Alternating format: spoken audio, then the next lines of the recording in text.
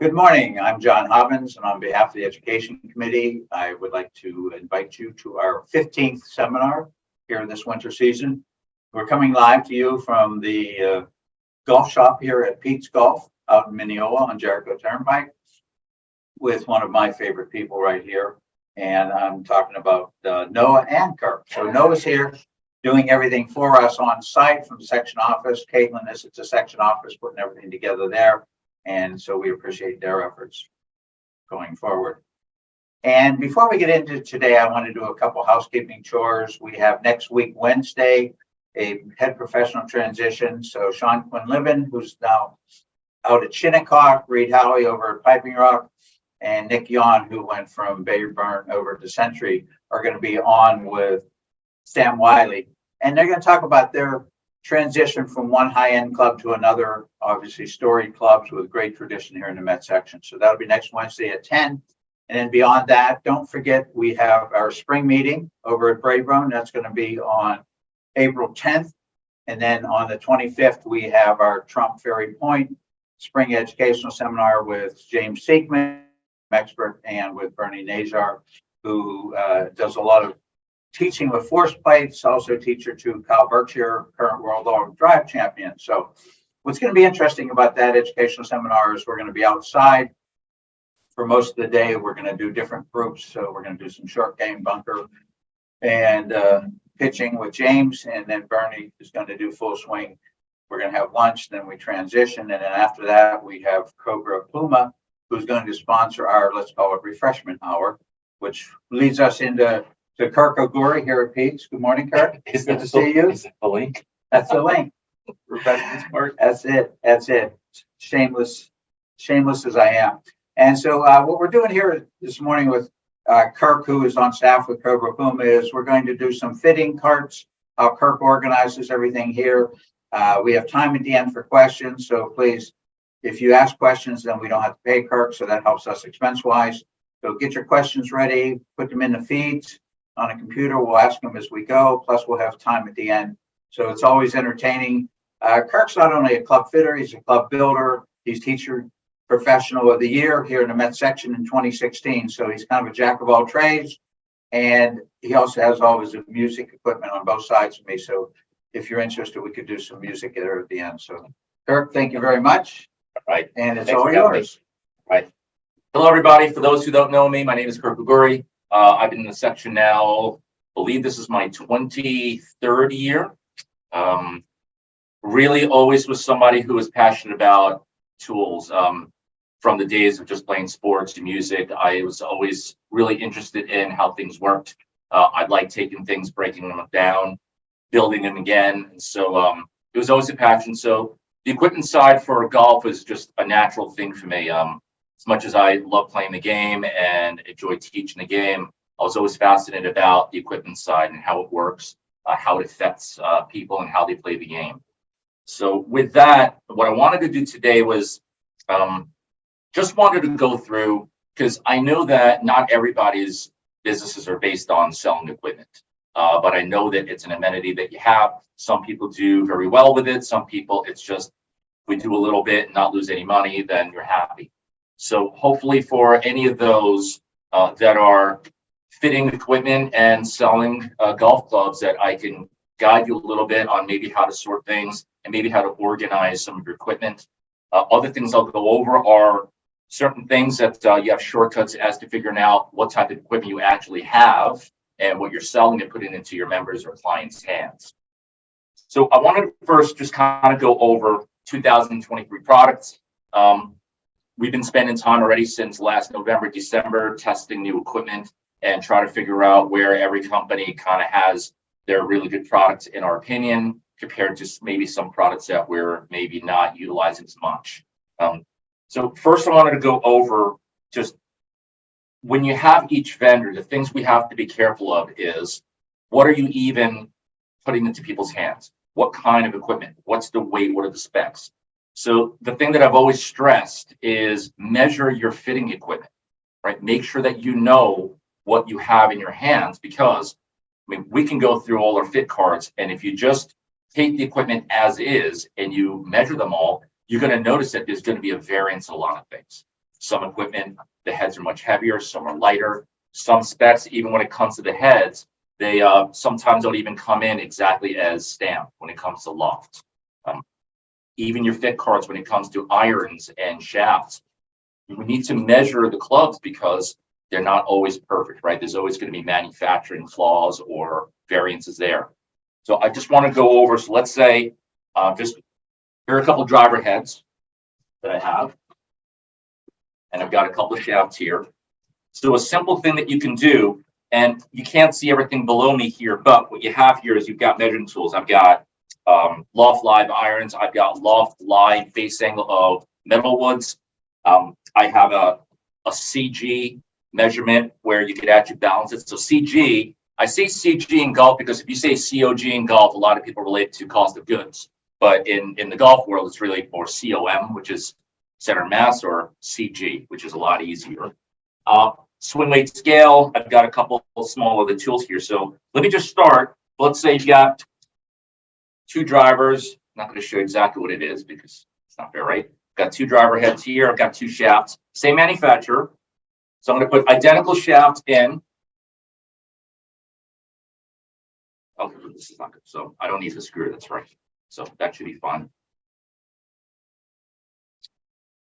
And do that. Now, same length, same shaft. And let's say what I wanted to do is I just wanted to figure out where they are. Useful tool, just a simple scale, digital scale. If I take this head first, one of them is 206.7 grams without a tip, and another one is 198.7. So 198.7 compared to 206 point something, and now you compare that when you put a shaft on there and you put it in the people's hands, you might get a different response, because then the next thing would be how important actually is what we get here. So we've got one club, same head, same shaft, same length, is going to swing weight in at about, let's say, D1-ish. And then you might just grab another head, same length, same shaft, same everything, and you put it in their hands. Now this one's going to be D5. So is that going to make a difference in one of your members of clients' hands? So in my opinion, yes, because swing weight is one of the most influential factors when it comes to the force that's created in the swing and what the golfer feels. Length is, of course, another one. So length and head weight is going to create a swing weight. Now, some people say it doesn't really matter. I would say this. Some people are more sensitive than others when it comes to swing weight. Other people, sometimes you don't see much of a difference, but in my opinion, it's very important. So there's one factor right there of, so when you get your fit cards, measure your clubs, make sure you know what they are. Now, the nice thing about a lot of this new equipment are that they have adjustable weights in them. So as you weigh them, you could actually try to get them into, like, let's say, a nominal weight where you get a certain swing weight that you want all your fit cards to be. And then you can make sure that every time you put something in someone's hands, you pretty much know what the swing weight and the weight's going to be. So that you know when they hit a shot and they experience a certain thing, if they say it's a little light or heavy, you'll know which way to go. Now, in the comments, feel free to shoot out any questions when it comes to specific fitting information, when it comes to certain maybe clubs that you have questions about. So again, I'm sure John will let me know if there are any coming out. So that would be one, which is the weight of the heads. Make sure that you sort them out the best you can so that you know what you're giving people.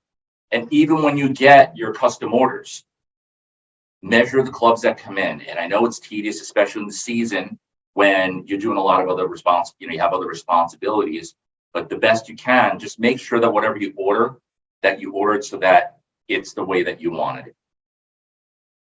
So that's one part, right? So it's do your best when it comes to measuring your fitting tools. What I could also go over here is, and this is something that takes a lot of experience, because when you're measuring equipment as much as we do over here, and you're measuring the clubs that come in when you order them, you start to notice that every company has a different tendency. They don't all come in exactly the same way. So this is something, so luckily this is all going to be saved on the video here. So if you want to go back to it, you can really chart this down. So each company, when it comes to the lengths, when it comes to their swing weight tendencies, when it comes to their lying tendencies, all are different. So it's something that through our experience that we've learned that through 2023, we are seeing these. So one I would say is Callaway Odyssey. Anytime you order any equipment, they come in a 1/4 inch short. Now, if you don't think a 1/4 inch short is a big deal, okay, it's not a big deal for you. But I kind of think it is, because when a person puts their old club, let's say, compared to a new one, it's a little shorter, they might say something to you. So Callaway, Odyssey, putters, irons, wedges, all of those tend to come in a 1/4 inch short. Mizuno comes in a 1/4 inch long. So when you order Mizuno and you want it to be a 37-inch 7-iron to the end of the shaft, it'll come in 37 1/4. So if you measure it a certain way, and then what will happen is they're going to build the club to the specs based on that 1/4 inch longer. So then if you actually shorten that club, then the swing weight's going to get a little lighter. So those are the small specifics.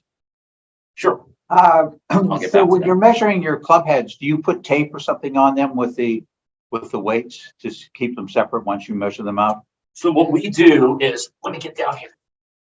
So we usually have a bin where we have one dedicated to each vendor, where we'll have, let's say, a king weight. We'll keep them in numerical order. So how many grams you've got? 11, 14, 17, 20 to 25, every 3. We'll do it for each company.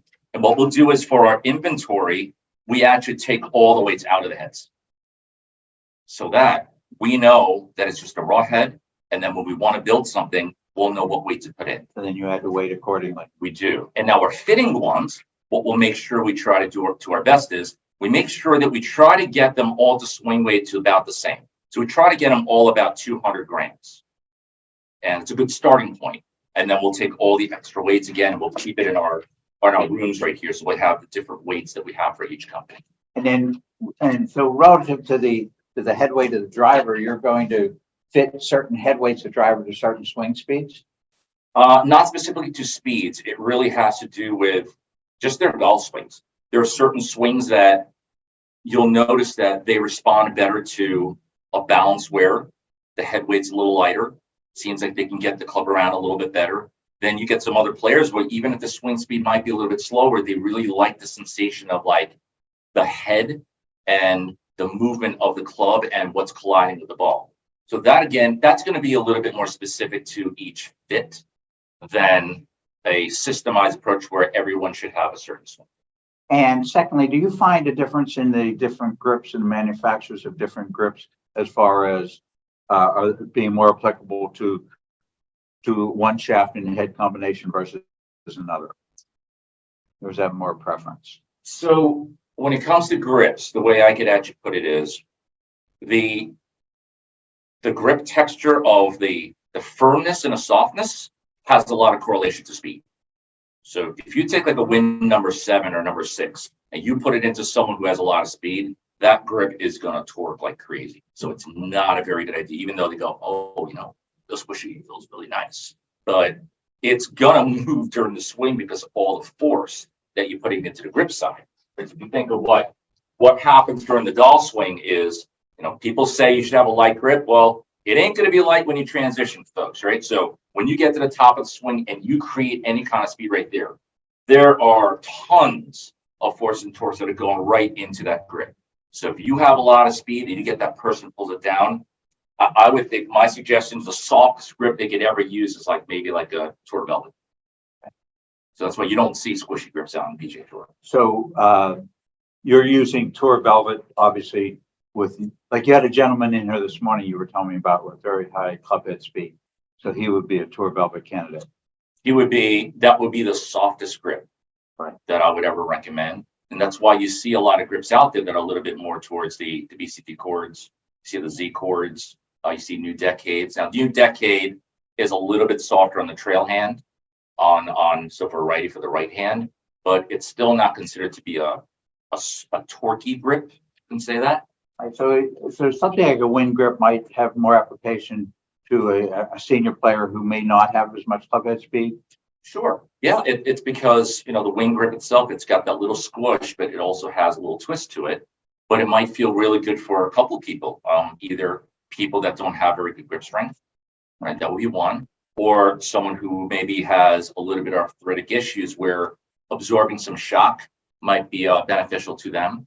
So that's where I would go when it comes to the grip and the speed. Yes. Now, when it comes to matching a grip to like a shaft or a fit, the only thing that's very important is when you're building a club, if you have certain grips that have varied weights, it's going to completely change the swing weight and the balance of the club. So let's say you have a member or a customer that comes in that has just like, let's say standard tour velvet's 50 grams. And they just randomly decide, oh, you know, I just want to try those Sonar mid-size grips, which weigh 67 grams. And you put it on, you're most probably going to lose 2 swing weights right out of the gate. So then from there, what do? Do you just leave him as is because he's hitting it fine? Or do you now have to reweight the club so that they feel identical? But even if you make them identical in swing weight, you're also now, from an overall weight standpoint, you're going to make it heavier. Because you're going to add, let's say, minimum 4 grams on the head, or actually, 4 grams on the head, plus you're adding like another 17 grams in the grip. So you just made that club 21 grams heavier. So when you're doing your club fitting, you're also doing your club building. It's much more sophisticated than people think. To answer that, I would say, when you know what can be built, you know what you could fit with better, right? When you know what can be done when it comes to equipment about what is the head, what is the shaft, what is the grip, what does it actually create, the end result, then when you're trying to put these clubs together, you're not going to get stuck where I want this head, I want this shaft, I want this grip for somebody at a certain swing weight, and then you end up going, it can't be done. Right? So that's where understanding what can and cannot be built goes into the fitting side. Which gets back to your original premise of why you need to know what you have in front of you. Yes. I think that's very important because a lot of people might just think you can just fit anything, and obviously you can't. No. And unfortunately, there are certain clubs when it comes to, let's say, especially irons, where some companies only have one head weight. Can't make it lighter. So when you make that club longer, don't be surprised if you make it 1.5 inches longer, it comes in at E3 and go, oh, you know, hey, pro, these clubs are too heavy. Well, then you probably shouldn't have suggested that iron head. There are other iron heads out there that companies have 2 heads. One is a standard weight, one is light, specifically for that. There are other companies, like I would use Ping as an example, they can go very light because they have 2 areas in the head that make it lighter. So those are very good clubs to actually build at longer lengths. Thank you. So let me go back to the tendencies of the OEMs when it comes to custom ordering. So we went through Callaway and Odyssey that they tend to come in 1/4 short. Mizuno comes in 1/4 inch long. Srixon comes in 1/4 inch long also. Cobra, the lie angles tend to come in a degree more upright. And just explain the reason why is when certain companies, not everybody, but sometimes we see it is when you put a shaft in and when they actually let it dry and let it set, they will actually have the head and the shaft and they stand it up. And naturally what will happen is through gravity, it tends to actually glue in and set when it gets slightly more upright. So some companies are like that. Let's say, TaylorMade, you cannot request a swing weight. So you're going to need to know whatever length, whatever grip you put on there, what swing weight it's going to estimate to be, and that's how you have to order it. Okay. With their drivers, though, no, you can. You can actually request the head weight for the drivers, but for irons, wedges, you cannot. Did leave any company out? Titleist. Titleist is pretty good. You can request. They have heads that are slightly lighter on occasion, and you can make them. They can make them a little bit heavier. So Dan Kazanis had a question here about Rocco Media, who had won a PGA Tour Champions event. And he had talked about stiffer shaft and his irons, which he said flighted the ball higher and softer. So Dan had seen him a week later, and he went from a 5.5 flex to a 7.0 flex. And Dan was saying that he thought a softer flex would tend to put the ball higher or lower. So what's been your experience with the flex? I've seen both. It really is. So it really depends on how the person is loading the shaft and unloading it. So I've had experiences where I have someone in my bay where they're hitting at a certain height. I want to hit it higher. I'll put actually a slightly lighter, softer shaft, and they start hitting it lower. And the best way to describe it is because when you're taking that shaft, not everybody, but some people I've seen, as they load it because they feel like the head stays behind them longer, what'll happen is as the head stays behind them longer, they're able to actually get their hands more forward on it. And then dynamically at impact, they produce lower loft. Now, more common is usually when you have a shaft, you're going to load it, and then at impact, every shaft is going to be deflecting forward, right? So that whole image of, what is that, the DST thing, where the shaft is leading back? No, folks, it's not what happens. Every shaft is going to go into lead, which means the head is actually kicking in front of the shaft. But you can have your hands more forward, and then the head can deflect, and you'll have a lower dynamic loft. But most of the time, I see it deflect and add a little bit loft. And anytime you also add a little bit more deflection on the lead side this way, the face is also pointing more to, for a right-hander, more to the pull side, right? So it doesn't just go up more. It also goes up and on the pull side. Right, thank you. Sure. So sometimes you see some really weird things, right? And again, robots are not going to respond to equipment in the same way that human beings are, because we feel the club. We feel the center of mass. There are certain things that, so talking about like what we feel, right?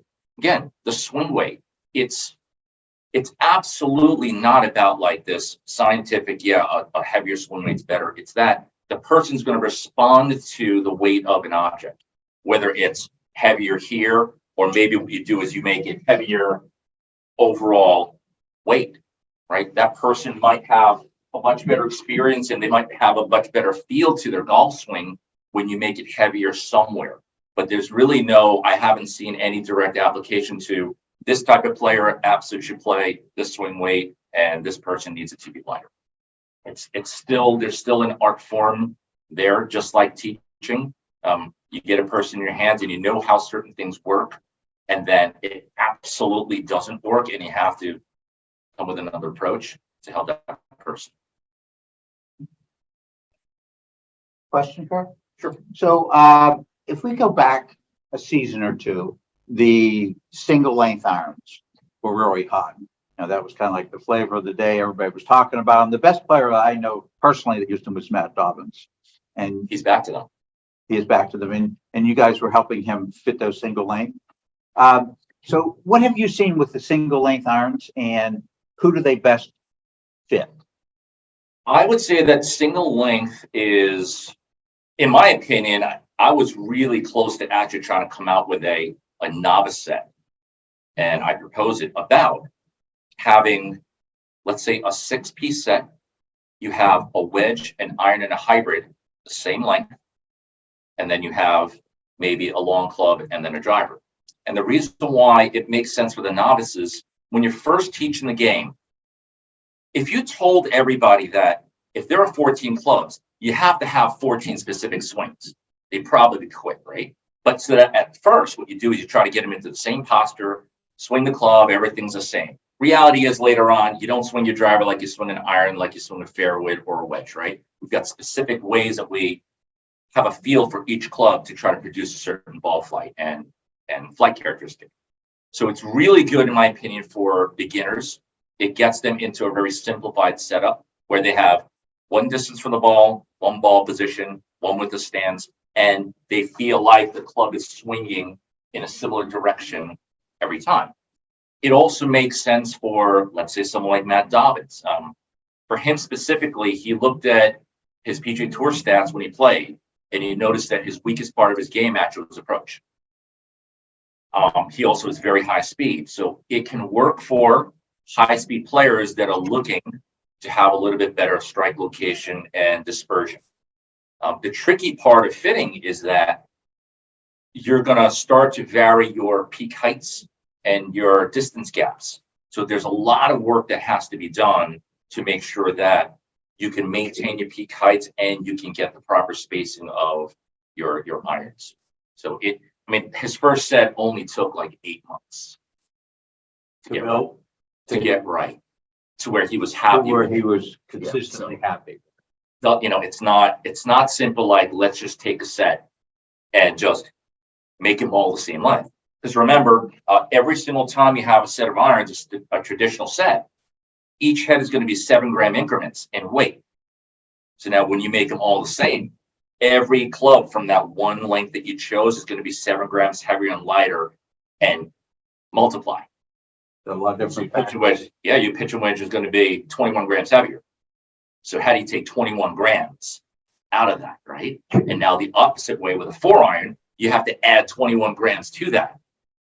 So it's not very easy. So a novice fitter with all good intentions who puts together a single length iron set could really hurt somebody.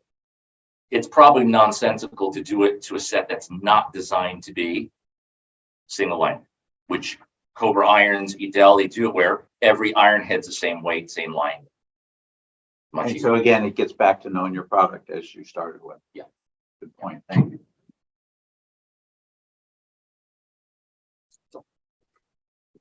This way, folks. Okay. Now, in your fit cards, in your equipment, I'm sure you have, every manufacturer has different models, right? So they have different types of drivers, different types of equipment.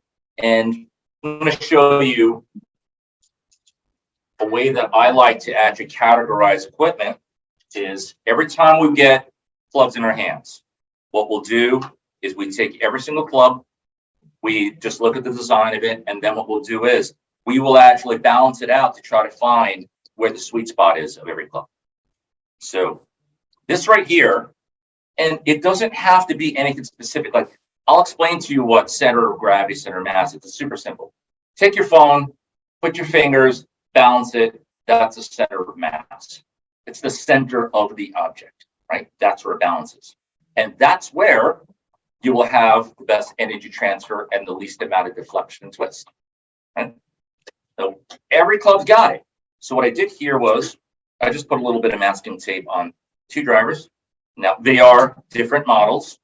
And then what I'll do is to make it easier than that, like really like pointy needle, I just took a pen cap because it's a little flatter. It's a little easier, right? If I had that really pointy needle, I could be here for like a few minutes. So what I'll do is I'm going to take one of these drivers. What I'll do is let's see how long it takes. Under pressure. It's not as easy as it looks, but let's see if we can get it.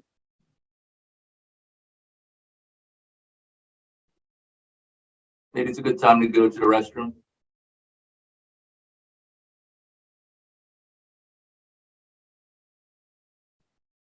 But that's a good point too. So when you have off-center hits, this is what the head's going to do, how the head's going to move around. That's right. It? Yes.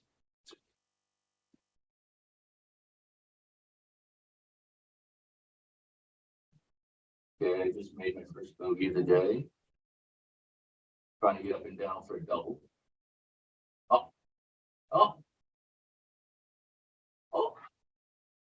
So that's pretty darn close. So what it does actually is, as I actually keep it on here and I balance it, when I get a specific point that I really like, what will happen is I'll actually mark it. Okay. Let's see if this one's a little bit easier.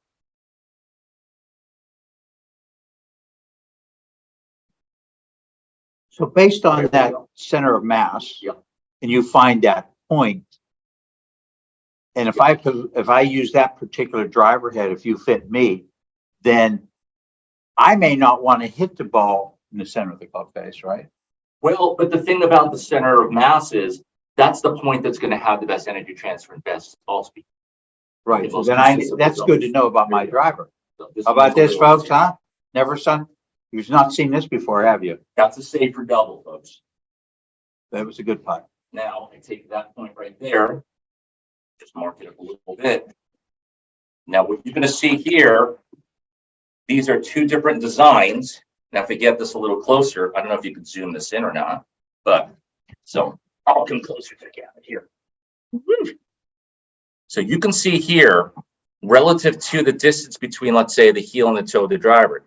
Can you see how different where the dots are on the face? And so the one in your right hand, which is closer to the heel. That's right.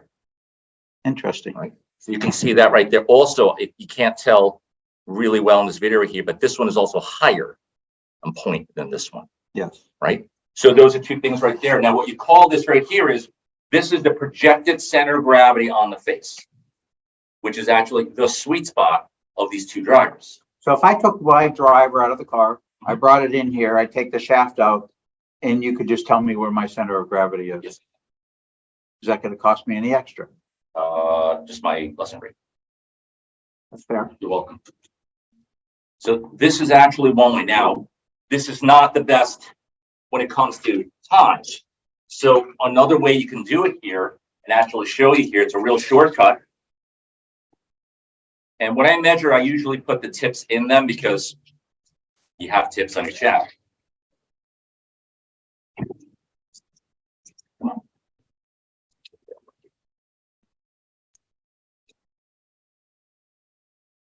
So now let's put a couple shafts on here, and I'll show you a shortcut for any of your equipment that you have, from driver, fairway, irons, putter. Now, I'm also going to make sure that I set them to the same exact face angle settings, which is square. Because if you do change the face angle, the location of the center of mass actually switches. So now I've got these two drivers right here. And let's see if the camera can get to that. I don't know if you can see. If you take these two clips, there you go, thank you. If you look at these two right here, you're looking at this one and this one right here. Do you notice that these two angles are different? So let me take here, so you can see that. Super easy way. So there's a certain angle here, and then a different angle there, right? So that's toe hang. This is the shortcut where you can actually tell. So if you have something that's more toe weighted or more fade biased, it'll actually hang more down. If you have something that's actually more heel weighted and heel biased, you'll notice that the face is going to be more angled. So you know right away when you take these two clubs and you just balance it out. Center of gravity says that there's more weight on this side of the club, and now this one is more weight on that side of the club. And it matches up directly to those dots, where this one right here is their LS model, which is the center mass is lower, so lower spin, and more towards the toe, so it's more fade bias. This is our max model. Center of mass is higher and more towards the heel. This is going to be much more draw bias. So that wouldn't be necessarily a good club to fit me if I wanted to play fades. So if you want, well, let's just say, I'm not so sure it's based on the ball flight you want to hit, right? But it really has to do with your ability to maybe control face to path, right? So your ability to get the head around or square it up better. When you compare these two, they will be crazy different. So one of them is, we know regardless of anything else, one of them is going to fit my ball flight better than the other. Yes. And then, of course, they usually have a middle model, right? So each company, if you look at, so if you have Callaway, you've got the triple diamond, low spin, very low CG. Then you got the standard paradigm in the middle, and then their X's further back and a little bit towards the heel. So there are enough models out there that can be better for certain people. I think already we've seen three significant items here on, you know, how the face is going to look in that position there, how you take that club head and you can put it and find that center of mass or center of gravity. And already we have three significant things working here that are going to lend myself to possibly endorse one club over another based on the student in front of me. Yeah, and it's to also learn how to categorize your equipment. So what you do is, I mean, how easy is that? You just take a club like this. Oh, it's more toe down. It's less drove-bys. You take another one right here, like you take a Dezexio, it's going to hang like this also. It's more drove-bys. So you know you have certain drivers that go to that are, these are more feed-bys, these are lower spin, these are a little bit more drove-bys, these are in the middle.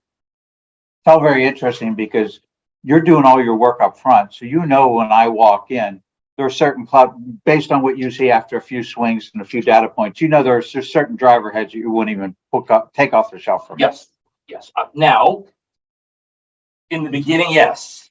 But after doing trial and error and working with the person, sometimes you just never know what might actually work better for someone. But at least I have a really good starting point, and I don't waste a lot of time. You don't waste a lot of time, and you're more likely to get to the solution sooner because you did all your homework. Yes. You prepped for your test. Right. That's what we spend our November, December, January is we're visiting companies. We're meeting with the engineers of all these really good golf companies and learning how things are designed. And then we do our part to figure out if they really did or not. Right. So it's always about, you can tell me how you design it, but then after we start really testing it and breaking it apart and seeing how things are designed, and then put it to real world to see what it's really producing for people. And then we have our own categorization of things. So, and I follow you on social media, so I'm very familiar with some of your flight schedules to warm weather. So you're actually doing something when you're going to all these warm weather climates? The last, yeah. I mean, there's, it's good to know. There's fun involved all the time with it somewhere. You've got to make work fun. That's good. Yeah. So you spend a lot of time out west, right? Like you guys go to Carlsbad, you, Woody, Pete. Yes. And so you're sitting down with these companies and then basically going through what they're saying and then testing their equipment to see how accurate their description of their equipment is. Yeah, what we usually do is we're very fortunate that way, where we really have really good relationships with the people that are really designing them, right? And they give us, well, they usually ask us, so what every company really wants is they want free data, right? That's really what they want. They want information. And the reason why they're very conscious is because we're giving them information based on our experiences for the year. So we give them our experiences of what we found for that year, and then they let us know what they've done with their upcoming line to see if it actually correlates to what we're seeing. You have a very symbiotic give and take relationship with these companies. Yeah, I would say that every company out there really has been very supportive.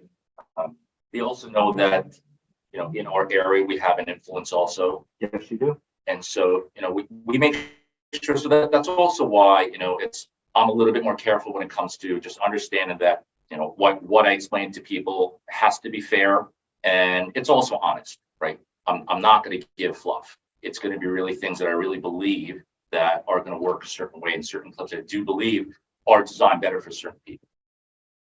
All right, so certain tour players seem to have certain problems going on this year. One of the best tour players in the world has a certain problem going on with his driver. All right, and so based on that, is it possible that that particular company that tour player is affiliated with might not have the ability to give him a driver that works correctly? So here's how I can put it. When you're forced to come out with new technology because you're told to, you have to be first to market with it. A lot of times you'll release something that might not actually be great because it's a new design, right?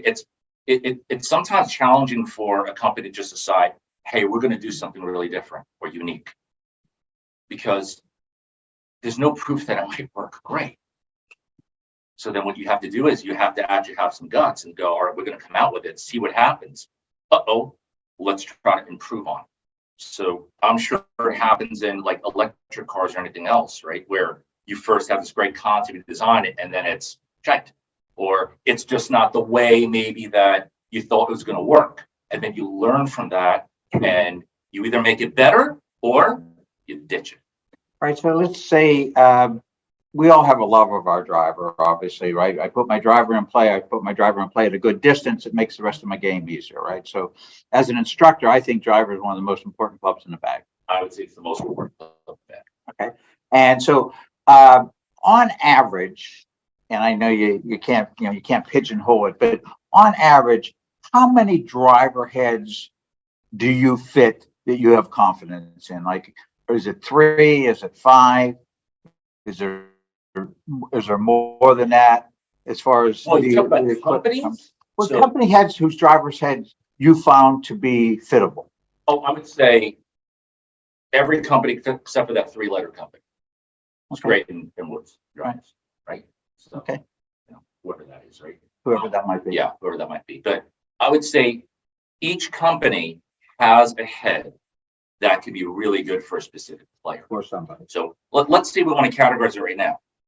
You have somebody who hits it all over the face and they just want to keep it in play. I mean, there's a reason why. What driver company is super popular? People know what it is. It's what? Callaway? Ping.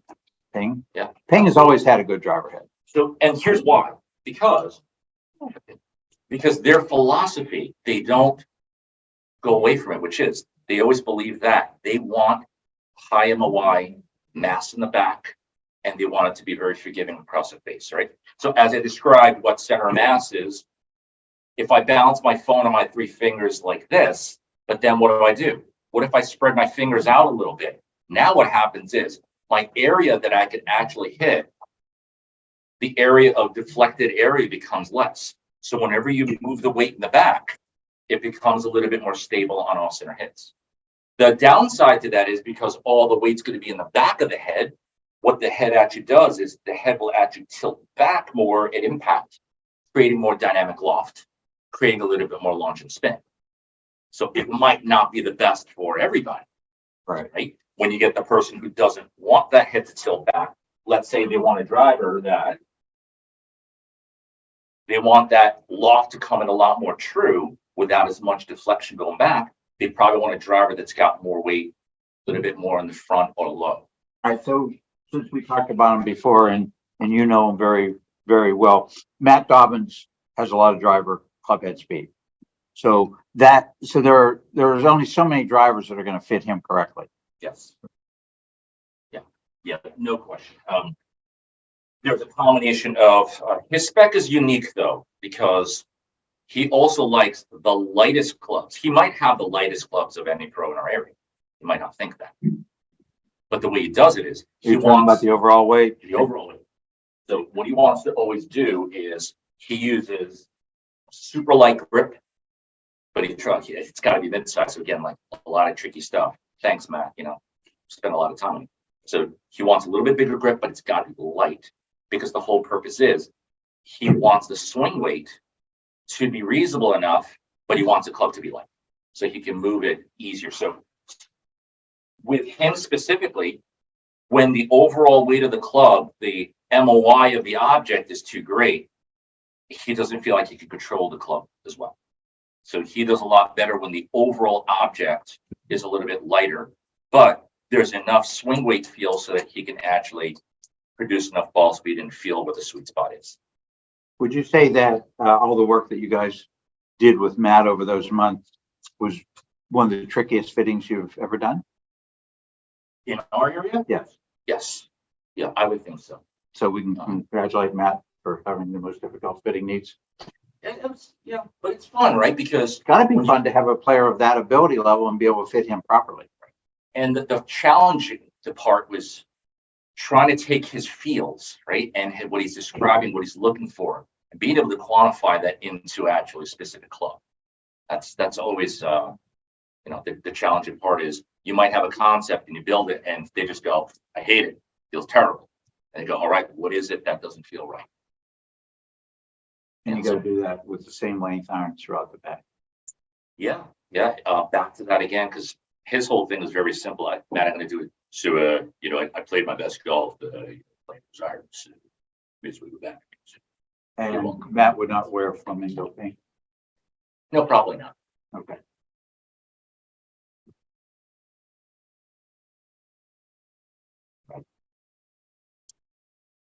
I want to explain a little bit about the driver settings.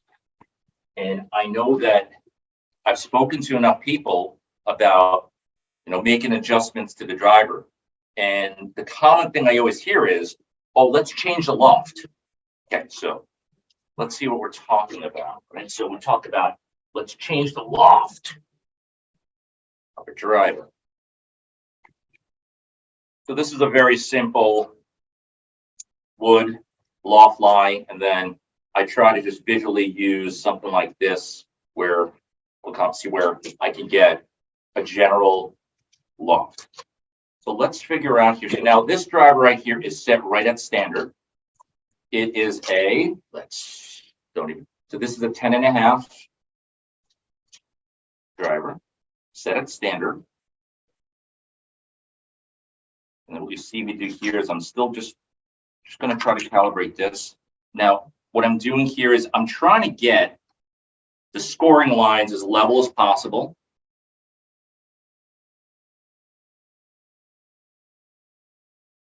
There we go. So that's pretty good when it comes to the lying part of it, which again is sometimes critical. And there we go. So I'll match up that center gravity point, that dot, and I'll get the face square the best I can. Again, there's going to be plus minus because again, I'm doing it. Someone else who does it might actually get a different reading. And I'm matching up that center mass point, and I'm trying to get the loft measured right at that spot. And this driver is 10 degrees when it's square. So pretty good tolerance. I would say anytime you get a driver that's within a half a degree of what's stamped, it's pretty good. And I know it's golf professionals. We know there are certain companies that if you remember, they had a loft stamped. It says 9 degrees, you measure it's like 11. And there used to be a game out there where let's just give them more loft because they really need it. I prefer to have the loft that you actually put on it because it makes more sense. Now, here we go. So now what I did here is, so why don't we just reduce the loft, right? So, okay, let's reduce the loft. So right now I have it actually set at that -1.5. So does it really change the loft is going to be the discussion.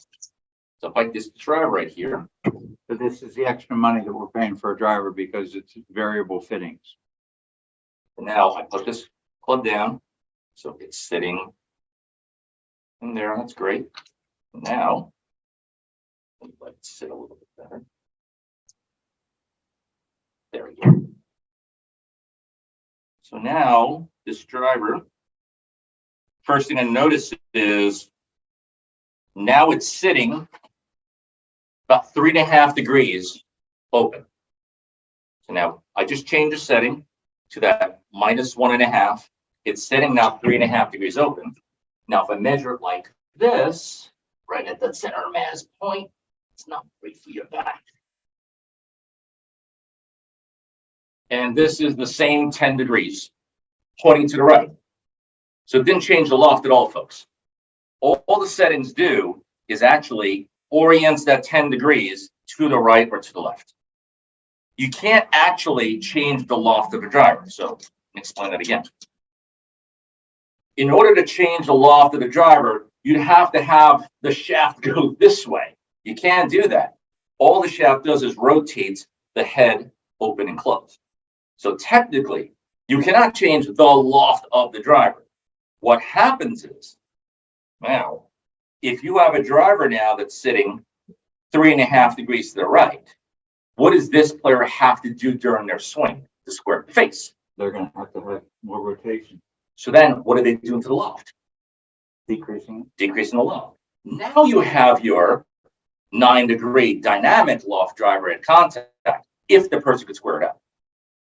But it's still really pointing to the right. 10 degrees pointing to the right. If I do the opposite, let's add loft to it, right? Well, it's just going to point the club probably 3.5 degrees to the left. But what the player is going to do during their swing is they're probably going to learn through trial and error with direction that they need to actually open the club slightly at impact. That increases the loft dynamic. So if we were going to advertise this accurately, we're not adding or detracting loft. We're putting the club face more open or more closed. Yes. We're putting the face more open to the shaft or more close to the shaft line. At address, right?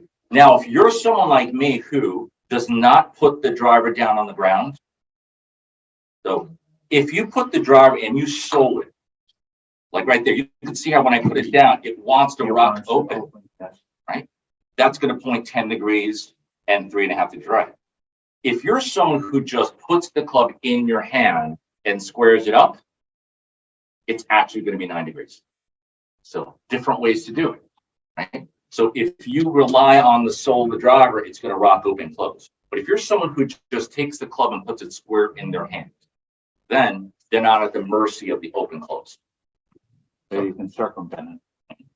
Interesting. So there was a debate with Tom Wishon was always talking about that stuff doesn't change the loft at all. And it's true. If you measure it statically, it doesn't change the loft. But dynamically, if I square it up in my hands, it'll effectively change. You could argue that it changes performance. Oh yeah. Oh yeah, big time. The face angle is so huge because you could take 3 driver heads of whatever company, 9, 10, 5, and 12. You can get all 3 of those drivers to perform a 10-5. But one of them will be closed and 10-5, one will be square 10-5, one will be open 10-5.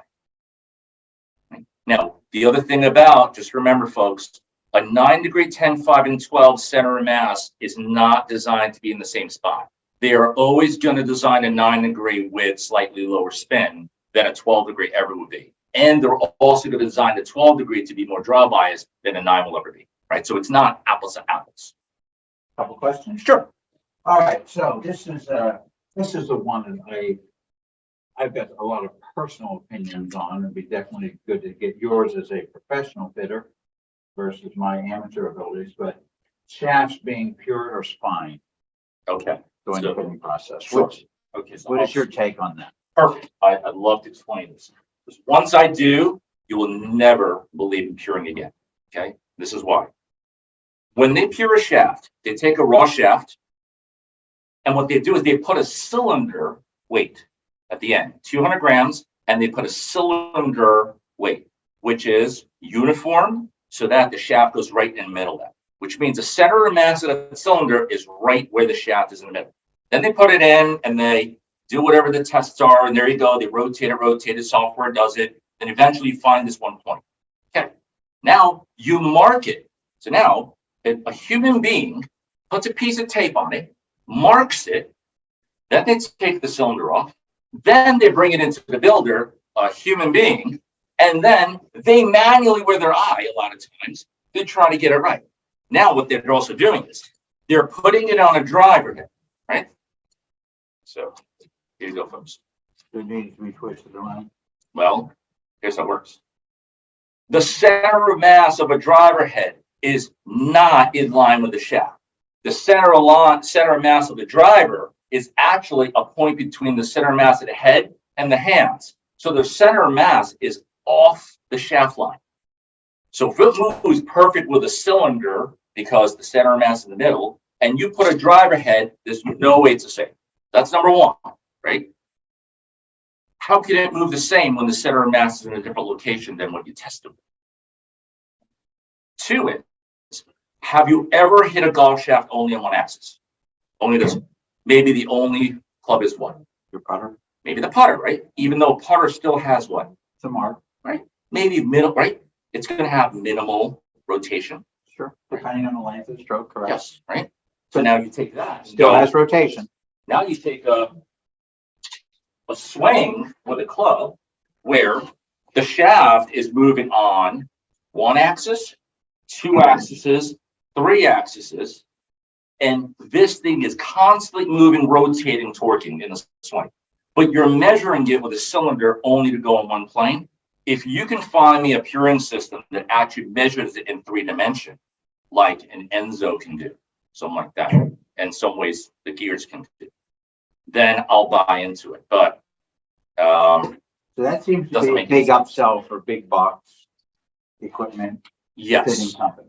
and the reason why is because what they do is they force you to pay $20,000 for the machine. So to get the automated $20,000 machine, you have to incorporate it into your So you need Every to bill. create some revenue to offset that have to $20,000. offset the 20 grand. So we decided that we number one, never really believed in it. Number two, I know it doesn't work. It's been tested with everybody who's actually testing equipment, and they tested non-cured and cured, and there's no difference. All right, so that takes care of that. Here's from Dan. Kirk, what is the length of your driver and what significant distance advantages have you found with adding length to your clubs? Okay, my driver is 45.9999999 inches. So you Even though, so that's over standard. yes, I would say the manufacturer standards, depending on the company, Titleist is now a little long. These used to be 45. They're 45 and a half. Most are 45 and a half up to 45 3/4. Okay, so you're just a touch over. I do. You're playing a Cobra driver. I do. Okay. So I do, and because I try to play the driver that I can gain distance. Right. So it's going to be the case for me. And I have to now, though, because I play a little longer shaft, I need to actually remove some weight from the head so that the swing weight doesn't get too heavy. Okay, so that's how you offset it. So you're almost 46 inches. 45.9. Yeah, excuse me. All right, thank you. I think that's all personal data we need from you at the moment. Okay. But there'll be more. And again, having the ability to build your own stuff, which I do, you come across some pretty cool things that you learn about certain equipment. With that, I would say the most popular iron types that we see out there in the market right now are the hollow cavity irons that you see, like the TaylorMade 790s, Cobra Forge Techs, United 525s. You have to be careful, though, at who you put those clubs, whose hands you put them in. And the reason was we saw actually, I have some shared data about, depending on what your head speed is, the faces start to respond and react differently than you may want. So the first speed is 74 miles per hour. When you actually go beyond the threshold of 74, you finally actually start to get the activation of the face. So I don't know how many of you have tried to put like game improvement distance irons and fast space and stuff in very slow swing speeds, and you see like a 1 yard difference. Because when you swing 60 miles per hour, they can't activate the face. So it doesn't get, it's like if you take a bunny rabbit and they're jumping on a trampoline, you get no trampoline effect that you like. But if you get enough force on it, then you start to get the trampoline effect. So you need a big bunny rabbit. You need a big one, yeah. You need a big dude in a bunny suit. So 74 miles per hour is minimum to actually activate any face. That's why you don't get a lot of like, oh wow, that new iron's going really far sometimes. Then the next one is 85 miles per hour. Once you get beyond 85 miles per hour, what starts to happen is any iron that actually has spring effect or slot or any of that, beyond the 85, the ball really starts to separate and jump. So the most common thing that we learned about are those sets that have the hollow cavity design or hot-faced irons. The distance gap between the 7-iron and 8-irons tend to be pretty darn great. So we see, instead of your typical 10, 12-yard distance gaps, you start to see like 17 to 20-yard distance gaps between those clubs. Because when you go beyond 85, as you keep going up and up and up, let's say you go above 90, they're going to have a lot of issues being able to control the ball speed and the spin on these trampoline type of irons. So even though a player might require a game improvement type of iron, if they have a lot of speed, they're really going to be very erratic with the distance control. So we like to actually fit people into irons that have some forgiveness, but don't have any speed built into them. No slot faces, no cut faces, no 360 unsupported faces. Regarding club length. Okay, so obviously we have standard, and Who's standard? I said each company has their standard club length. Yes. That it comes. Depending on the model. Okay, so let's talk. We have a question about that, but let's dive into that here for a minute. So you're telling me that club company A and club company B, they might have a different standard. And even club company A, depending on the model they have, has a different length. Within the company. Yes. All right, so that's something not everybody knows about. Got a website. You can So research. again, you could do your research, which is what you guys do. And so when you're considering length, obviously what are the parameters are going to determine the length that you might fit me in my arms? The first thing I'm looking for is general posture setup, right? Just like putter, how is that person getting set up over the golf ball? Is it a reasonable position? Is it unreasonable? So I'll first look at that.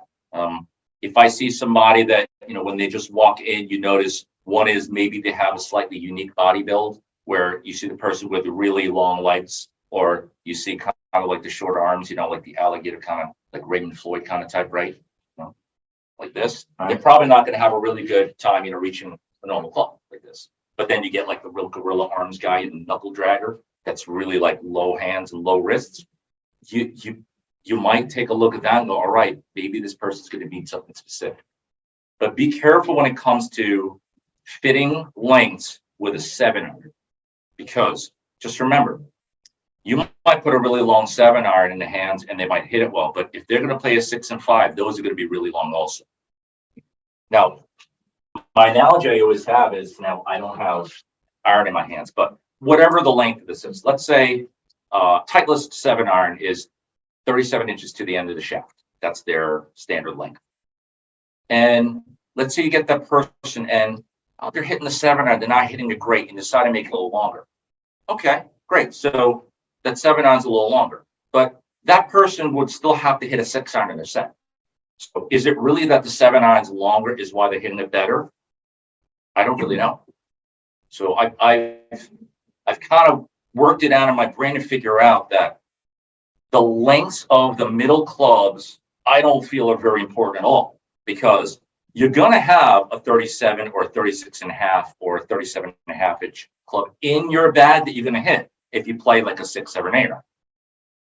It's the shortest and the longest, in my opinion, that's the most important when it comes to fitting for length, is because if you put the shortest club, the lob wedge or sand wedge or whatever pitching wedge, and that club is too short for the person, and then the posture gets compromised and the swing isn't really functioning, then that might be the way that I look and go, oh man, this person probably needs their clubs a little longer. Or the other way, you look at, they're very comfortable with short clubs. They start getting the longest clubs in their hand and they seem like they can't control it and it seems too long. I might look at that and think perhaps that person might need a little bit shorter. But it's very rare that I go shorter unless they might be a junior or significantly shorter and they can't control the club. That fits into a Joey D question here. So is it possible that you would fit every iron in the bag and in the increment of, what are traditionally they're what, a half inch? Yes. Yeah. From 8 to 7, 7 to 6 and so forth. So is it possible, Joey D's question is it possible that you might go off of that grid and fitting, in my case, let's say I'm going to play 5-iron through my wedges, that we could get off that half-inch increment? Yes, but it's complicated because just remember, right? Every head is designed to a certain gram weight and they're in 7-gram increments. So something common I do though is, let's say you get a taller person who they're comfortable with the longer clubs, but they're really uncomfortable with the short, right? Poor posture, whatever that is. I might make the increments actually plateau at about the 9-iron. So you might have the 4, 5, 6, 7, 8, and 9 in half-inch increments. And then at that 9-iron, I might just actually flatten it out. Right, but the challenge is through the wedges. Yeah, through all the wedges. But then every iron that gets shorter is going to get heavier and heavier. So now we have to do some work to try to figure out how we could take some of that weight off of those clubs. All right. So then if you went from 9-iron and let's say we're going to pitching, now with pitching wedges, last I heard there's pitching wedges down to 40, 41 degree. 40. Or lower, like Bridgestone's got a pitching wedge that's 38. How much lower can we go with that? You can keep going. Are we going to keep going? Yeah, because just, folks, remember, when it comes to the loft of an iron, they don't just make the loft strong, okay? It's actually where the center of mass is designed in the club. So if you have the center of mass that's going to be really low in the club, when you make contact with it, what's the ball going to do?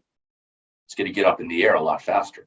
So now, if you have a really low center of gravity design, because you got tungsten and vibranium and whatever, like, materials in there, and it's going to absolutely launch it thing straight up in the air. You have to accommodate the ball flight, but actually engineer and strong aloft. So it's not just, oh, that iron goes far because the loft is strong. Not even close. It's because the entire club head is different of where the weight is. So you'll still hit the golf ball up in the air and it'll go really far. The issue is you're also going to get lower spin. So that's where the challenge is of these new irons. And I'm glad you mentioned that. So something that's really popular that we do when it comes to game improvement irons are we try to weaken the lofts of those clubs almost all the time. So Ping's got something called retro. So you're taking a game improvement iron that helps me get the ball in the air, and you're taking the loft off. I'm increasing the loft so that ball goes even higher and actually has less low spin, which is increasing spin, because it gets to the point where, sure, the 7-iron goes nuclear, goes really far. 6-iron is going to be challenged, and there's no way they can get that far. But it's possible if you take the club that's designed to fly a certain way, weaken the loft. Now the ball goes a little higher, spins a little more, that they could play another club. So a game improvement club, obviously a little higher handicap player, maybe somebody without a lot of club head speed. So you could get them into hitting a lower iron by adding loft. Yes. Interesting. Just remember, right now it's a 7-iron distance battle is what your fitting cards are. It's all about, all right, let's put that 7-iron in your hands. And there we go. There's that 26 or 7-iron. And wow, look at that thing go. But it might be going and not stopping. Okay, my ignorance. Why 7-iron all the time? Because originally, if you remember when they first came out, it was a 5-iron. Not everybody could hit 5-iron. For whatever reason, if it's challenged because of the loft or psychological, it's a long iron, right? Then it became 6-iron. Then after 6-iron, someone decided they just, let's make a 7. It's easier to hit. And now it's a 7-iron. Because it's easier to hit. Yeah. So that's the standard through the industry. Personally, I would want it to be a longer iron because then you could really see if someone could handle that iron or not. Where they made it a 7-iron because most of the masses can actually psychologically handle 7-iron. Oh, like 7. And because it has enough loft that they get in. Well, I always thought, and again, I'm not a professional fitter and I would never try to fit anybody because I would do more harm than good. But I always thought that if you're going to fit me with a 7-iron, why wouldn't that same fitting have a 5-iron and a 9-iron in it and give me a 3-fitting club process? Because triple the expenses for the manufacturers. Very simple. Then, so let's just say from a physical standpoint, you want to have a 5-iron, 7-iron, and 9-iron fitting cart, right? Your set of clubs are going to cost way more. That's right. So now, they could. It's economics more than anything else. I mean, there's a reason why, if you have an account that only does $15,000, they're not giving you $80,000 of fitting equipment. No, they aren't. Right? No, they aren't. Just the checks and balances there. But why wouldn't they do it with a high-end fitter? Oh, I'm not saying we don't. Okay. So something specific we have is we actually have weakened lofts, specific lie angles, things like that in our fitting carts. So you can go across weight the board. ones too. We do. But again, it's by request. They're not going to give it to everybody, right? They're usually one-offs they make for you. They'll actually cast it or mill it and drill it out for you and to make it. So it does really help because there are people that are actually outside of the general spectrum there where they need something specific. One of the things that everybody on this seminar this morning is going to deal with, because 99% of our professionals here at our clubs is aging membership. All right, so your club champion from 15, 20 years ago is still a good player, but obviously lost some speed, lost some strength. And so when you're fitting the older player, what are some of the criteria that you look at that are most important to you in that fitting process? Well, number one is I just first baseline and evaluate this swing, see where it's at. Where is the distance loss really coming from? And surprisingly, there are really good players that are older that they really haven't lost a lot of speed, but something that they're doing is causing, let's say, a zap of distance. So it might not be specific that they lost 5 miles per hour. Maybe they lost 1 or 2, but there's a certain way that they're delivering the club. or if they've actually purchased any new equipment, that maybe that equipment is not enhancing anything that they really need. They're not playing the top of the club that will help. But a common thing that we will do is, again, when you get the person that's got lower speed, is how do we help increase speed if we can with the equipment? But the challenge there is when you try to make something longer and you make it lighter, doesn't necessarily mean that the person's going to hit it further, but it can maybe make it easier for them to swing. Maybe that's enough of a reason to fit them for clubs. So it's not as taxing on their body. Right. It's, the equipment that's going to be better for you doesn't necessarily just mean that it just goes further. It could be something else that you're providing that makes it easier for them to play the game. So weight is, I'm a big weight, like MOI person, where you're trying to give them the equipment that's easy for them to move the club dynamically. And so all of these different equipment manufacturers have certain things about the specs in their clubs that allow them to be one, they're going to fit somebody somewhere. So you could end up with 3 or 4 different, if you're not tied to a manufacturer, you could end up with 3 or 4 different manufacturers in your bag because those particular clubs fit you the best. I would highly agree with that. Sure. If you're just looking to fit one brand and that's all you do, you're really not providing the best service. And so if we looked at wedges, like a lot of people like their wedges to match their set. I'm not necessarily one of those people. I like wedges that perform the best. And so would you say that when you're doing your fittings that a lot of times you might end up with I might end up with company A with my irons and company B with my wedges? You might even end up with different companies, even with your wedges. Within the wedges. Yeah, that's right. Because there might be a specific type of wedge that's really catering to that one person because they need it. And that's, big, wide, so whatever that is. But then they might need something else. And there's another company that provides something that's really good. The other are, because all the wedges, they don't weigh the same either, right? There's certain companies that wedge heads are a lot heavier than others. There are also other companies out there that can get into different specs a little bit easier. So that's where I'm never tied down to one company to say that they're going to be the best. I'm really looking at each individual to figure out what do I believe is going to be the best tool in their hands to play the game. And it could be company A for driver, be company B for fairwoods, company C for whatever hybrid, company D for irons, company E for one of the wedges, and company F for something else. All right.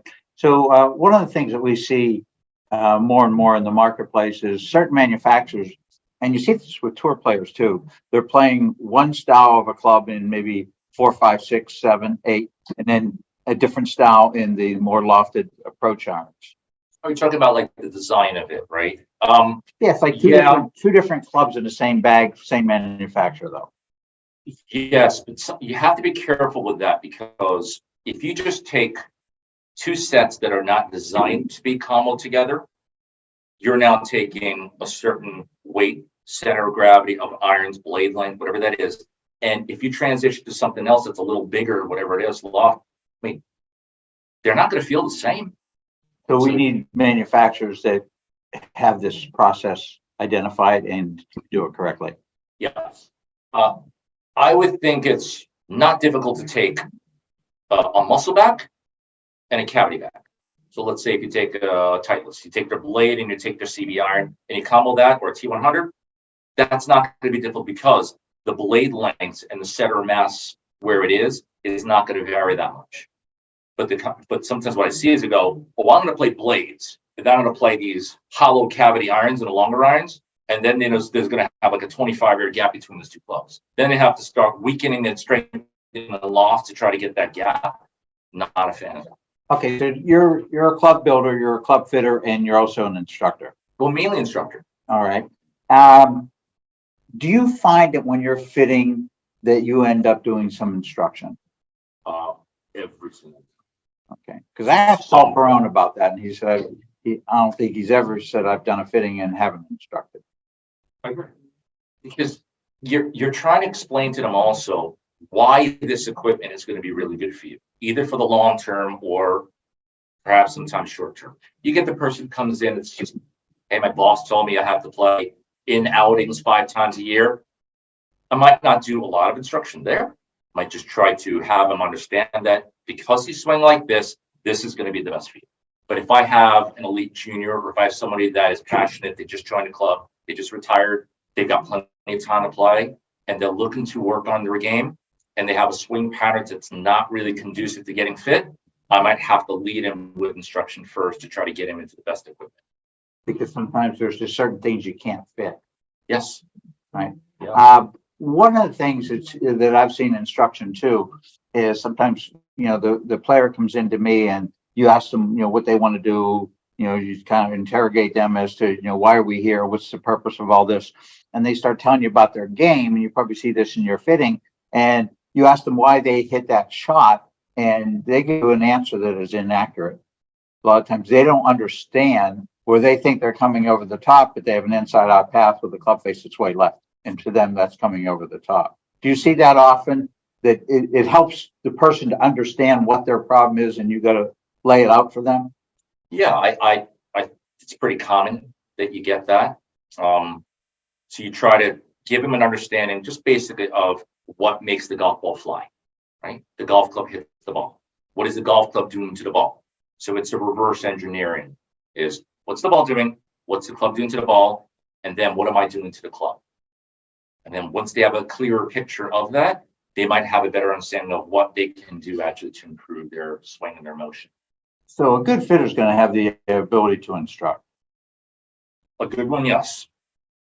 But I would say majority of fitters do not have that skill.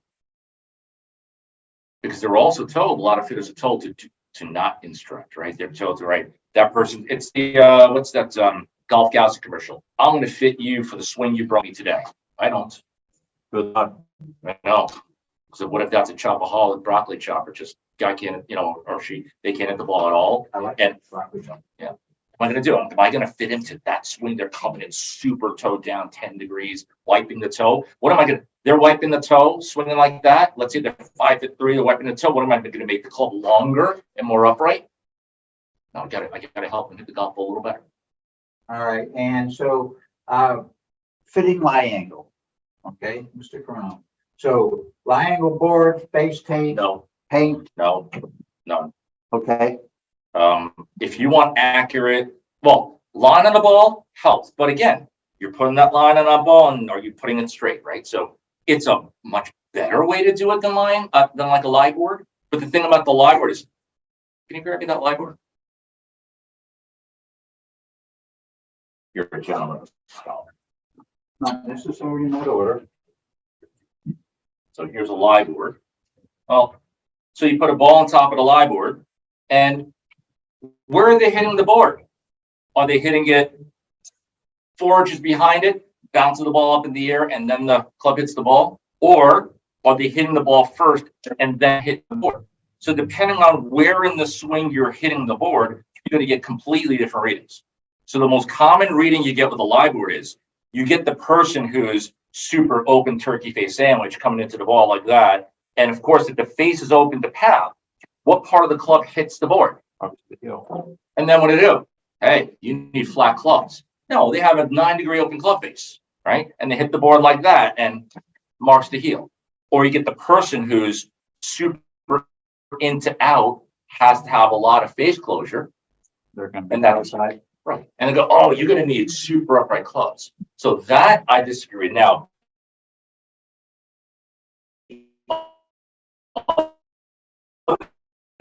thing I totally disagree with also is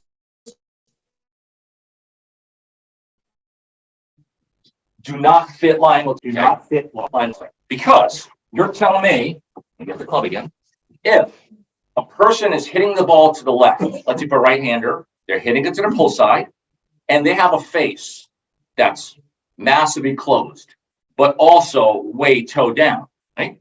So let's say you have a person who's typical in juniors, is away from the inside, right? Handles really tight, a lot of face closure, ball's drawn. What are you going to do? Make it more upright to help the person hit it less left? You better not do lie angle to ball flight. You need to actually try to get that lie angle as level to the hitting surface as you can, the best of your ability, right? Because you got to work on their face to path relationship, not by just going, you're hitting the ball to the left, let's make it flat. Oh, you're hitting to the right.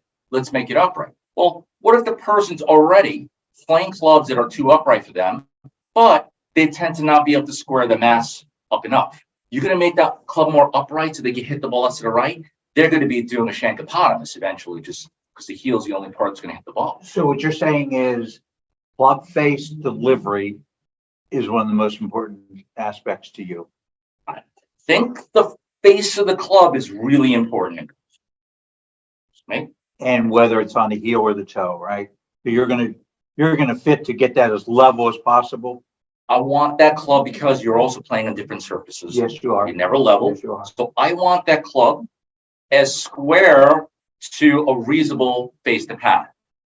Because if the club is too close to path, it'll read toe down, or it'll read the club's too flat, or if the person's got a face that's pretty far open, it's going to read that the heel is down and the toe is up. So it's got to be for the reasonable strength. All right, so you fit with a foresight? Yes. Okay. And so you're getting that club delivery lie angle off your foresight? Yes. And so that's the most effective way to fit. Well, gears is great. Pardon me? Gears. Gears, right? Enzo would be great. Foresight's great.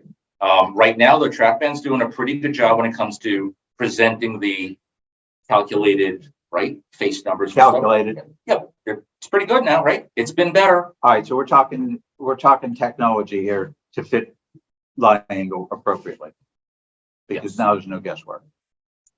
There's still some guesswork because, like, player that you mentioned, he tends to still like that thing toe down more just to make sure he's like, because he has massive face closure, right? Closure rate's really high. I don't want to do up a little bit. So he likes it more toe down. But again, that's a player preference. So the player also there, John, is if you're really toe down, but if you deliver less loft, you can get the face on the ball better. So the average player who's adding loft to it, they're not really good with that. Where if a player is able to reduce the loft a little better, you can actually get the face on the ball better if the clubs are misfit. How about flight scope? I haven't used flight scope. I haven't even compared it in a long time, so I can't even tell you. I've tested the Mevo Plus a little bit before, and Right. I don't think it compared to any of Yeah, Foresight's TrackMans or even like Full Swing. right. And then what about gear effect and how it affects the irons and fairway metals? Okay, so let me grab it. Here we go. And that's okay. So gear effect. So gear effect, the way it really works is it's where that center of mass point is from the face, right? So where it is in the head. And the further away the center of mass is from the contact point, the greater the gear effect is going to be. So if you take a blade iron like this, where that center of mass relative to the shaft, I mean, it's pretty close right here. You don't have any depth to it. So if you do hit the heel or toe with an iron like this, you're going to get very little amount of gear effect, which is why it's very common that you get the player who actually hits a little bit on the toe and you hit an iron shot. What it does is it hits, the club is going to deflect, and then the direction that ball is going to be minimally offline relative to the center hit. Right? You're not going to get much curvature because it's all about the depth. Now you get a utility iron. Notice right here, the utility iron is going to have a little bit more depth to it because of the sole. So that center of mass is going to move a little further back. So even though the face is flat, you get a little bit. If you hit a utility iron slightly heel toe, you will actually get a little bit of a gear effect more than you will out of a blade. And you go to a hybrid, you go to a fairway wood, you go to a driver. Of course, you're going to get the most gear effect out of the driver.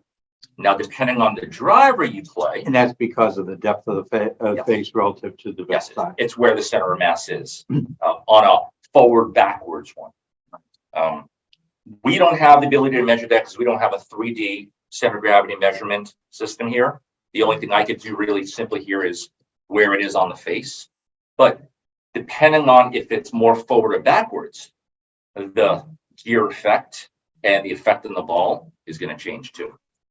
All right, so based on what you did earlier in finding the center of the face, the center of gravity on your driver, is that going to affect my setup? Like where I should be setting up? Should it be a little more toe side, a little more heel side?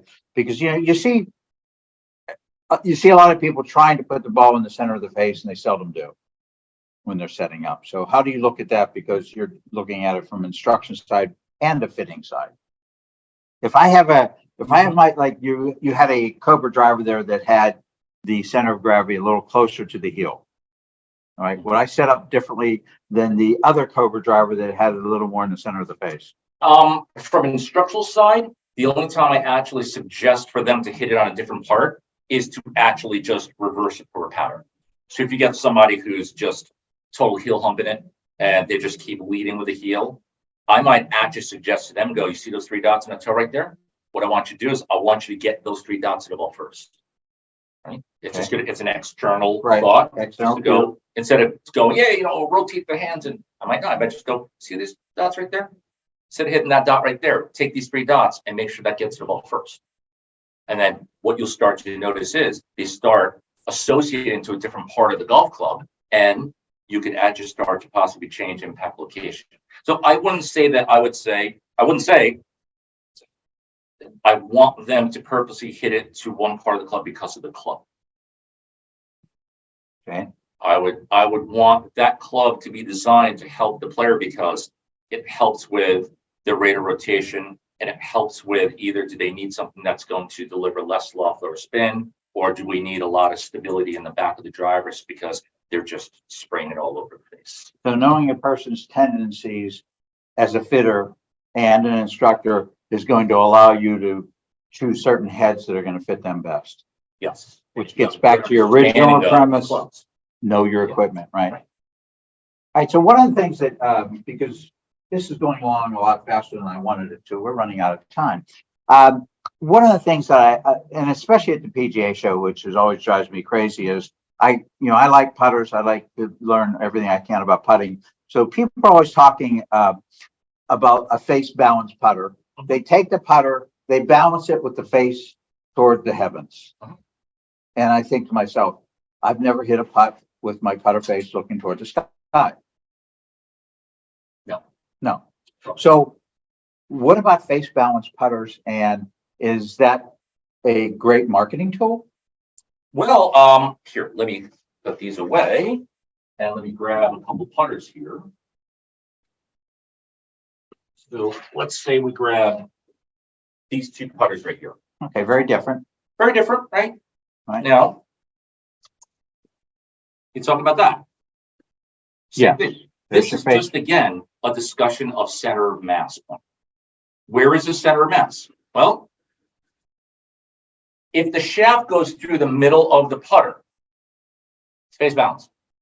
That's all it is. Face balancing and toe hang is just about where is the shaft that you're intersecting with the head. That's all a face balance is. That's all it is. It just means so. I could take this putter if you want me to. I could face balance this putter by moving the shaft. Bend the crap out of this thing. I would take the bottom of that like that, and then bend the top part back, and I could get this thing pretty close to bend actually right through the middle of the. So in a face, so all these years they're talking about face balance. Not one time has anyone ever said to me it's face balance because of where the shaft is. That's the only reason why it's balancing, because it's actually balancing out through the center, which means equal amounts of mass on the heel and toe. Right. Right. This one, it's toe hanging, right? Because there's more mass out in the toe relative to where the shaft is. So now you go, how does that affect a putter? Well, it's not that dissimilar how it's going to affect how you swing your driver. Because if you have more toe hang, right, it's hanging more down, which means there's probably more mass outwards on the toe of the driver. What might it maybe do during the dynamics of my swing? Going to close more. Oh, no, it's not going to close more. How can it close more? There's more center mass on the outside, dragging behind the shaft line. Okay. Right? Same as a putter. People actually think a toe hang closes more. There's no way in the law of physics it closes more. Because There's it more- wants to open. because there's more mass outside. So there's more mass outside, so it's going to want to stay open. So here's what happens. The person who wants to close it more to create more speed, that's Tiger Woods. Had it open and you wanted that motion, it can be good, which means you need to take stuff that's got more mass in tow and slam it harder physically through torque. So when you're fitting a putter, you could fit the tendencies based on toe hang versus face balanced. You can, it's not again set in stone, not Right. every human being. But it's a starting point. It is. So if you had a guideline, I would think someone who tends to really keep the putter kind of behind them late, toes late, might go more face balance.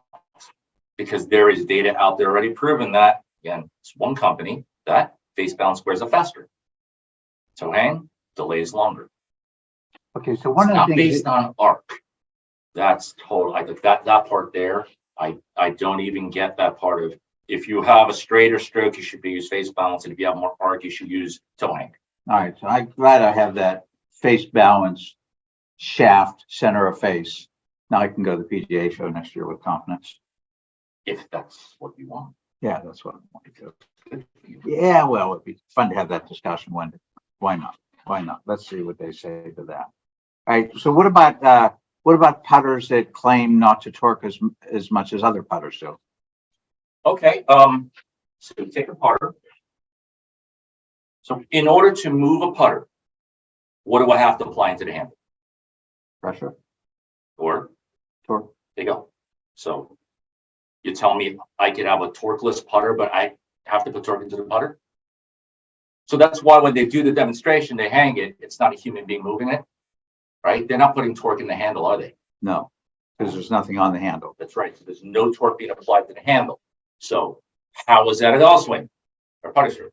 So if I putted with the apparatus, that would be accurate. yeah, there you go. That's why you could take the plop putter. Remember that? They hated that. The plop was The that plop was didn't move that when was you the- hung it there like it did. that was the first putter that never did that, right? That Axis never One. did. Another one. Axis One, right? Yeah. Justin Rose, Right. Axis And One. Lab now. So Yeah, Lab. if you apply any torque to the putter because you have to move it, you've now negated zero torque because you're already applying a torque and a force into the handle. So if I get the putter to swing without torque, my hands probably aren't on it. Or you have some kind of Extra strain powers. Yeah. power, like, you know. I feel much more powerful and much more cerebral having walked through your doors this morning. Oh, So I appreciate that's a that. possibility. Now, I'm not saying that a putter like that might not really feel different and much more comfortable for the player. Again, right? Because you don't need a lot of torque to move a putter because it's moving very slowly. It's moving and not very far. Not very far and slowly. So we can do things to a putter that I would say defies the law of physics more than a full swing. I always get a kick out of when I'm listening, to broadcast, and then then somebody wins with this putter. The next day, that company is touting the win for their putter, which lost all the previous weeks. Yeah, that's the marketing side. That's the marketing side. This is not the marketing side. No, this is not the marketing side. And This is the factual side of it. If you visit Which is why the we golf appreciate companies, it's amazing because we usually have two separate meetings, which is one is with the engineering side and the other is with like the sales side. The dark side. And they don't always get along. I'm sure they don't. I'm sure they don't.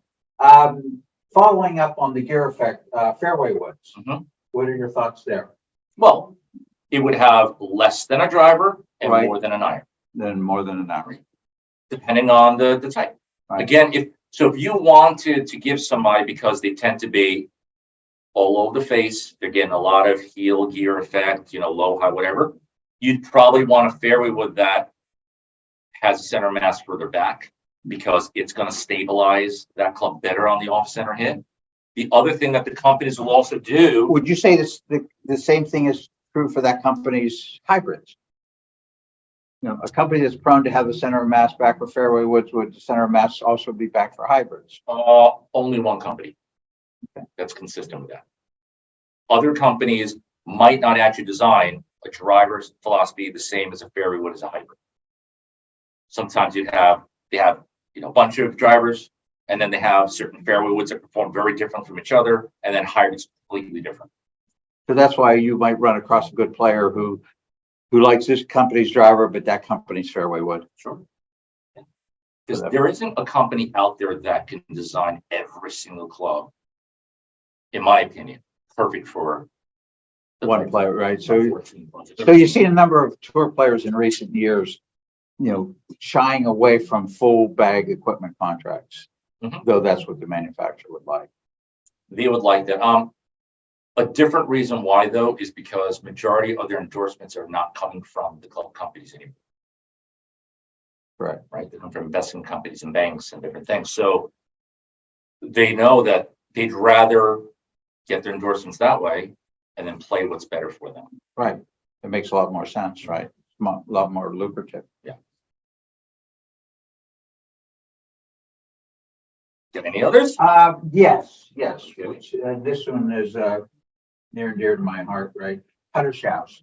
Okay, so Barney Adams, for those of that you don't know, Barney Adams was the founder of Adams Golf, which created maybe some of the best fairway woods known to mankind in his era. And hybrids, tremendous, right? Fairway woods and hybrids were very rampant on tour for a long period of time because they worked. Barney sold his company to TaylorMade, I believe. Oh, and then Barney took some time off, did a bunch of research, and then I believe his company's Breakthrough Technology with the different putter shafts. This is why TaylorMade bought Adams. Slot technology. That's why. Because if you remember when TaylorMade bought them, they had the RBZ. But where was a slot in the RBZ, it was on the bottom. Yes. They had both. So TaylorMade's like, we want that technology, and then bye-bye. They wanted the slot technology. Yeah, Barney was ahead of his time. And so now he has his Breakthrough Technology, which has the different shafts for putters. And basically, and I have one in a putter, so I'm somewhat familiar with it. And the way that you typically fit this putter is you cut the putter shaft somewhere around 8 inches from the hosel, and then you have this shaft that fits over that existing shaft in the putter, and so then you glue that shaft in there. Have you experimented with those shafts? About with stability? Yes, the stability shaft. So I actually use one in my. I have one too, which I like a lot. For me, it gives me a different feel and a different sound. It is. To me, it deadens it. What's your experience? I actually found that it sounded hollow at first. Right. So if it's at a hollow, I actually had to put some dampening material into the tip and on the head, and I've been using it ever since. The only reason why I honestly play it because it looks really cool. It's black. It is cool looking. It's a black putter with a white line. It looks really sweet. It does, and we know that you and fashion go hand in hand. It looks nice. Okay, so putting has been somewhat of a challenge to you over the years, right? When your game is on and your putter's on, you play really well. Have you noticed a performance difference outside of looking cool? No. But it gives you confidence that you're cool? Yeah, I mean, my putting's pretty good recently. And why the change? Because I know in past years, past seminars that we've had the opportunity to do with you, putting was not one of your favorite things. Why do you think you're a better putter today? I can honestly say because of arm lock. What it did was similar to, like, let's say single leg. All I do is I just try to get my posture similar spot. And what the putter does is it gets me in the same posture. So if I can get in the same posture, I don't have to think about the stroke. That's a good point. Right? That's all it's about. Because you can only be in the same posture, arm locked a certain way. It's designed a certain way that there's a certain angle. So for me, it's 76-degree angle. It's a certain length. So when I get that thing, I just set up to it, and if it doesn't feel right, it means that I'm not setting up the same way. And then if I do, it gets my putter to have a more consistent arc, sweet spot contact, whatever you want to repeat with the putting stroke. Right. So So it's really simple. I was against the ban on anchoring. Okay, I'm still against it, much like a number of other things I'm against. Uh, and I tried the arm lock from a testing standpoint because when that came out, and I do a lot of putting, a lot of green reading, I knew that people were going to want to know about it the same way they wanted to know about the cloth. And what I found when I tested arm lock is if I were going to make something banned, it would be the arm lock versus the anchoring. I found the stats that I got back when we worked with arm lock putters were phenomenal. I mean, to me, it's probably the most consistent way to move a putter. It's the most consistent legal way to move the putter, Yes. right? Compared to, let's say you get a player who's taking a long putter. I mean, Mark Brown does it really well, right? Where it's just away. Right. Compared to maybe there's some people that play that, or maybe a half inch away. or maybe it's, or they're wearing loose raising fitting their clothing. shirt and right. And maybe it's technically considered to be anchoring because it's touching you, but it's not Anchoring. Right. If it's touching, if your brain senses where that object is and you can feel it, even though it's actually not technically connected to you, isn't that actually a connection? Yes, there's no doubt about that. That is actually a connection. And that's another thing about that whole anchoring thing, because I felt in testing that the arm lock was much more stable than the anchoring. I would go back to one.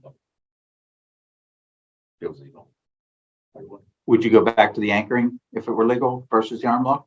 I think I'd always have it ready. Yeah. The advantage of being a good fitter. Or having a trunk. Yeah, there you go. There you go. Yeah, it really is. I mean, in a similar way, it just gets you in the exact same position, right? So again, that mechanism, it gives you confidence, right? Which is a big part of putting, as we know. Yeah. Very good. Thank you for that. Sure. And to go back to the putter shafting, John, I haven't seen enough information and experience to actually correlate a certain putter shaft is better for a certain stroke. I know the common thing now has been where in the past, they wanted actually a little bit more flex in the shafts, like the pencil shafts, also because the putter heads were very light.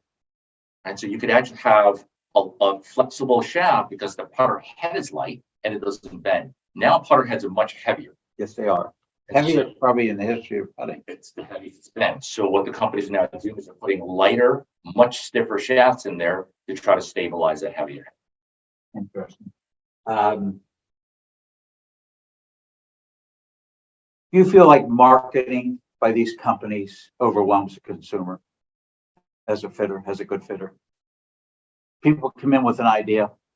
Because when my clients go to get fitted, the number one thing I say to them is just keep an open mind and look at the data. You can have your preconceived notion of, what you would like to hit, but you might not be a Mizuno blade contender. I don't know how much, the commercials and the marketing in that way have as much influence as the internet does with, you have these reviews and you have these websites that are based on equipment and they come out with their own, what's the fastest, what's the hottest, what is the best. I think those have more influence on people and how when they come in there and go, oh, I found out that this was like the best iron out there. And I go, for who? Oh, I heard this is for somebody. It might not be you.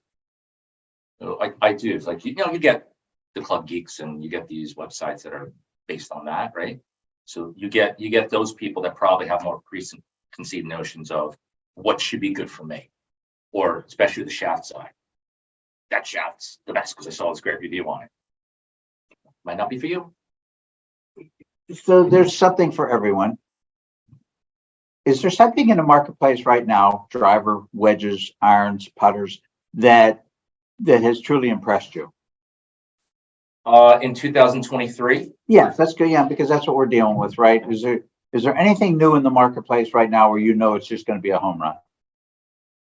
If you want a missile launch in Fairywood, yes. Yeah, I'd say that Stealth 2 Plus is pretty amazing because it's the only titanium Fairywood, right? So if you take a titanium body, which is light and very strong, and then you put a massive weight on the bottom of it, that center of gravity goes really low. And then you can get that ball to go up with no spin and it goes. The only challenge with it is they're pretty heavy. You can't get them lighter.